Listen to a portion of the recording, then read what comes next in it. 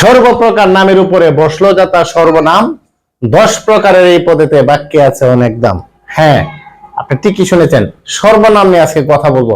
সর্বনাম পদ 10 প্রকার। ব্যক্তিবাচক, আত্মবাচক, সামীপ্য, দূরত্ব, সাকল্য, প্রশ্নবাচক, তারও আছে গুরুত্ব। অনির্দিষ্ট, ব্যতিহারিক, সংযোগ জ্ঞাপক, অন্যাদি, কেমনে শিখি যদি এতে মন না দিই। হ্যাঁ, এই 10 প্রকার নিয়ে কথা হবে ধারাবাহিকভাবে ইনশাআল্লাহ। এই যে সর্বপ্রকার নামের উপরে বসলো যাতা সর্বনাম, 10 প্রকারের এই পদ্ধতিতে বাক্যে আছে অনেক দাম। লিখে রেখেছি যাতে সময়টা কম লাগে, স্ক্রিনশট দিয়ে আপনারা নিয়ে নেন। কি 10 প্রকার? ব্যক্তিবাচক, আত্মবাচক, সামীপ্য, দূরত্ব, সাকল্য, প্রশ্নবাচক, তারও আছে গুরুত্ব। অনির্দিষ্ট, ব্যতিহারিক, সংযোগ জ্ঞাপক, অন্যাদি, কেমনে শিখি যদি এতে মন না দিই।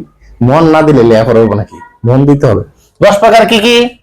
এই যে 1 2 3 4 5 6 7 8 9, এই যে 10 প্রকার। এই 10 প্রকারের বিস্তারিত আলোচনা হবে।